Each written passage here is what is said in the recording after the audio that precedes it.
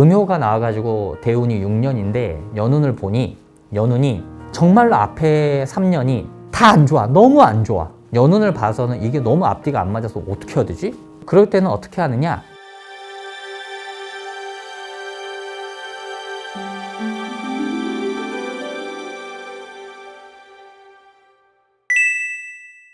수천수 6표.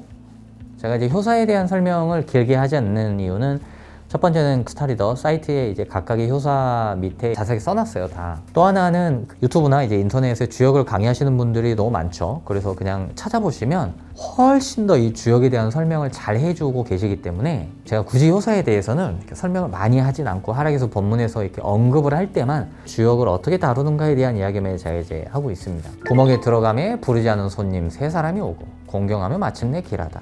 상전이 말하기를 부르지 않은 손님이 오고 마침내 길하니 비록 지위는 부당하나 아직 크게 잃지는 않는다. 본문을 가보죠. 의효는 무릇 뜻하지 않음이 오는데 공경을 더해서 험함에서 가히 나올 사람이다. 내가 수천수 6효를 얻으면 갑작스럽게 어떤 일이 닥치는데 내가 그것을 예의 바르고 바르게 대하여서 그 사건을 내가 해결을 함으로써 그 험하고 거친 것에서 내가 빠져나오는 그런 인생이다. 협자를 가보죠. 자, 협자는 많이 선비가 되는 경우로 앞은 부지런하고 뒤는 게으르다. 자, 여기서 선비라고 하는 글자가 이제 우리가 흔히 이야기하는 선비사자가 아니에요. 이거는 공부를 하는 사람이라는 거에 좀 더 가깝습니다. 앞은 부지런하고 뒤는 게으르다. 하락기수에서 이제 앞이라는 글자가 등장을 하면 시간적으로 앞이라는 뜻도 있지만 나의 윗대, 선조, 나의 부모님을 말하기도 해요. 가리키기도 해요. 뒤라는 것은 뭐예요? 뒤라는 것은 후손이라 해요. 후손. 또 뭐예요? 우리 집안에서 나이가 비교적 젊은 사람, 어린 사람. 그래서 시간적 순서도 되고 이제 이런 것도 되고 하니까 이거는 이중적, 삼중적으로 예언이 이런 식으로 발동을 하는 거예요. 그래서 내 상황과 환경에 맞춰서 그냥 하면 되는데 만약에 우리 집에 연세가 많은 분도 계시고 또 나도 있고 막 이렇게 있잖아요. 그럼 이거는 시간적 순서도 되고 또 내 윗대도 되고 이렇게 다 가리키는 거예요. 이른 해에는 공로와 이름의 뜻을 날카롭게 하고 늦은 해에는 몸이 암혈에 깃든다. 자, 선천에서 나왔을 때에는 그냥 시기적으로 이렇게 읽어나가면 되는데 대운에서 나왔을 때 이것을 어떻게 읽느냐라고 이제 물어보시는 분들이 있더라고요. 대운에서 협자본문이 이런 식으로 나오면 이것을 단순히 대운의 앞쪽과 뒤쪽으로 적용을 해버리면 약간 어떤 문제가 있냐면 그 시기가 서로 이렇게 완전히 불일치할 때가 있어요. 그러니까 예를 들어 연운에서 뒤쪽에서 공로와 이름이 나오고 앞쪽에서 조용히 산다 이렇게 나왔는데 조용히 산다는 말이 앞쪽에 있지만 또 이름도 있고 일도 하고 성공도 하고 이런 대운의 어떤 것이 한두 개가 있을 거란 말이야. 그러면 사실 이게 시기적으로 상충하는 게 아니에요. 있으니까.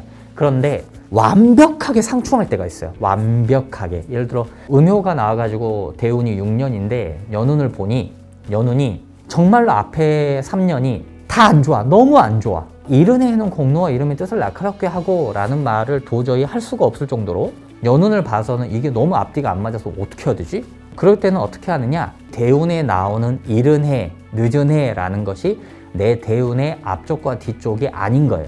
연운이 우선인 거죠. 이른 해와 늦은 해라는 말은 내가 타고난 이 대운의 시간적으로 앞쪽과 뒤쪽만 말하는 게 아니기 때문에 그래요. 그렇기 때문에 그런 식으로 상충을 하면은 반드시 이 대운의 앞쪽과 뒤쪽이라는 어떤 그런 뜻이 아니라고 보면 되는 거예요. 근데 그런 경우가 있어요. 반드시 이거는 예를 들어서 뭐 앞에서는 너무 잘 되는데 뒤에서는 망해, 뒤에서는 안 좋아 이런 식으로 안 좋네 라는 것을 딱 알 수 있게끔 쓰여져 있는 그런 본문들이 있어요. 그런 본문들은 만약에 연운이 이것과 상충되면 연운에 나오는 어떤 좋고 나쁨을 무시해요. 조금 어려운데 제가 이제 수천수 정도 왔으니까 앞쪽으로 쭉 공부하고 오신 분들이 좀 계실 거 아니에요? 이 정도 오면은 좀 이해를 하시지 않을까 싶어서 제가 말씀을 드리는 겁니다. 어짐과 친하고 선함에 접붙으며 순조롭고 계승하지 않음이 없다. 자, 순조롭다는 말은 순서대로라는 말이기도 해요. 자, 어짐과 친하다는 것은 만약에 어진 사람과 친하고 라고 하면 어떤 말이 되냐면 나는 어질지 않은데 내가 친해지는 사람만 현명한 거예요. 그런데 이걸 어짐과 친하고 라고 번역을 하면 이걸 어떻게 되냐면 나는 현명하고 어진 사람과 친한 것도 되고 동시에 내가 현명해질 수 있는 어떤 것과 내가 친해서 나도 현명해, 나도 어진 사람이야 라는 것도 같이 이야기를 할 수 있는 거예요. 선함에 접붙으며, 이것도 마찬가지예요. 착한 사람과 함께하며 라고 번역을 해버리면 나는 안 착한데 내가 함께하는 사람만 착한 거야, 이렇게 돼버리는 거죠. 어짐과 친하고 선함에 접붙으며 라는 말이 있기 때문에 결혼을 잘하겠네요. 어진 사람, 이런 사람과 결혼을 잘할 것이다. 순조롭고 계승하지 않음이 없다. 이어받는 것이 순서 안에 딱 내가 들어가서 잘 이어받을 것이다. 유산을 상속받고 누군가로부터 좋은 것을 물려받을 것이다. 불협자를 가보죠. 자, 불협자는 순하게 거처하고, 이 순자는 제가 말씀드렸지만 순서대로라는 말도 된다 그랬어요. 평소대로 편안하다. 자, 평소가 편안해요. 편안하다, 인생이. 낮추고 복종하며 겸손하고 공손해서, 나를 낮추는 사람이네요. 좋은 사람이 뽑고 일으킴을 얻는다. 자, 여기서 좋은 사람은 호인이죠. 자, 이거는 뭐야? 좋아하는 사람이라는 뜻도 돼요. 정확하게 번역을 하면 좋아하는 사람에 가까워요. 내가 좋아하는 사람, 나를 좋아하는 사람이 나를 뽑고 일으켜준다, 이거예요. 가히 위태함에서 나와 편안하게 되고, 위태함이 있지만 거기에서 나와서 편안해진다. 험함을 바꿔, 험한 게 있지만 그것을 바꿔 평이하게 된다.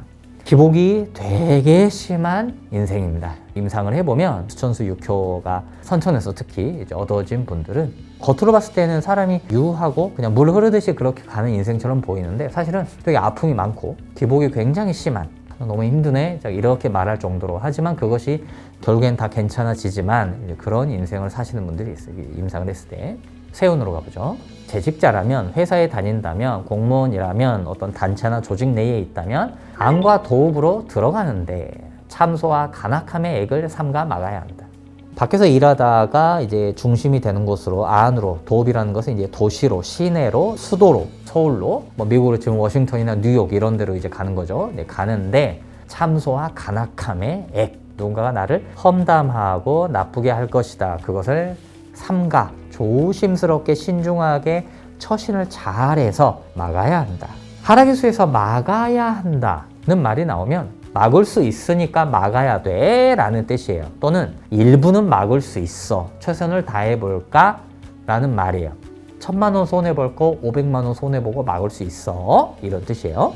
자, 학습자라면 나라의 학문에 들어가는데, 자, 국학에 들어가는데 좋은 대학에 합격합니다. 위태함과 의심의 손실을 삼가 피해야 한다. 의심의 손실이라는 것은 이게 맞나 생각하다가 잘못 선택을 할 수가 있고요. 또는 면접을 보는데 힘을 가진 면접관이 나를 보면서 제가 저를 잘할 수 있을까 이렇게 의심을 하는, 그런 것도 포함을 하는 거예요. 좋은 대학을 들어가는 거를 어떻게 봅니까? 학운을 어떻게 보냐 이렇게 물어보시는데, 대학에 입학하고 대학에 합격하는 거는 선천 긁기가 제일 중요해요. 좋은 회사, 이름 있는 회사에 입사를 하는 것도 선천 긁기가 제일 중요해요. 선천에서 암시가 되어 있지 않으면 인생에서 두드러지는 어떤 계기의 특징들, 남들한테 말을 할 만한 그런 특징들이 절대 일어나지 않아요. 나쁜 것도 마찬가지로. 일반적이라면, 자, 연월일 운에서 읽는 거죠. 그윽한 골에 들어가는데, 자, 이거는 골짜기도 되고 사방이 막힌 골목 같은 길도 되고, 그런 식으로 뭔가 이렇게 남들이 좀 볼 수 없는 그런 지역, 이제 그런 데에 들어간다고 생각을 하시면 돼요. 당황스럽고 갑작스러운 우환을 막아야 한다. 무릇 요약하자면, 능히 삼가고 근신하면 오랜 근심이 흩어짐을 얻고 오래 머무름은 펼쳐짐을 얻는다. 오래 머무름이 펼쳐진다는 건 뭐냐면 오랫동안 지체되어 왔던 것들이 이제 된다, 이거예요. 자, 수용자는 운수가 흉한 사람은, 만약 이제 연운에서 이게 보통 나오잖아요. 이 연운이 나온 시기에 대운이 안 좋은 분들을 말씀을 하는 거예요. 대운이 안 좋은. 가벼우면 죄인을 묶는 줄로 묶이고, 중하면, 무거우면 언덕과 무덤에 묻힌다. 가벼운지 중한지를 뭘로 구분하냐? 제가 말씀드렸죠? 대운 글귀를 보고 판단을 하시는 거예요. 대운의 어떤 글귀가 극단적으로 안 좋으면 중하게 되는 것이고, 가벼우면 그렇지 않아요. 이거를 판단할 때에 화공, 원기, 납갑, 나분 뭐 이렇게 판단할 수도 있는데, 그렇게 판단하시는 건 아니에요. 네, 그렇게 판단하면 안 맞습니다. 기룡을 판단하는 조건들은 이미 협자, 불협자가 결정된 이후에 보조적인 수단으로서 하라기수가 보여주는 글귀와 상관없이 움직여요. 자, 원문으로 가보죠. 사람은 위태한 다리 아래에 섰고 배는 일어난 성남물결에 다닌다. 배가 뭐라고 말씀드렸죠? 인생을 상징한다 그랬죠. 긍긍하며 땅에 아직 오르지 못하니 사색하고 염려함이 한층 더 애태우고 볶인다. 배가 성남물결에 막 파도치는데 항구에 가까이 가지를 못하는 거예요. 약속된 모임에 세 사람이 이르니 성공과 영광이 저절로 공경받는다. 온전한 명성과 이득의 날 얻으면 은혜와 윤택감이 사방에 실시될 것이다. 약속된 모임에 세 사람이 이른다. 자, 이것은 여러 가지로 응용을 할 수가 있어요. 그런데 재밌는 것은 임상을 해보면 이 본문이 나온 시기에 반드시 3명의 사람이 지나가요. 취직을 하려고 하잖아요. 그러면 회사 3개를 지나가요. 내가 누군가를 만나려고 하잖아요. 그러면 그 앞에 3명을 지나가고 만나요. 희한하게 그런 일이 있어요. 앞에서부터 물은 몸이 슬프고 험했는데 어찌 만난 뜻마저 밖에서 근심인가. 손님 대접하기를 마땅히 공경하고 순하게 하니 마침내 길에서 다른 구함은 없을 것이다. 길하다. 자, 길자가 나왔죠. 자, 뭐라 말씀드렸죠? 결혼과 혼인을 한다. 결혼하신 기혼자분들은 외도의 위험이 있어요. 이 글자가 나오면 외도의 위험이 있어요. 조심하셔야 돼요. 네.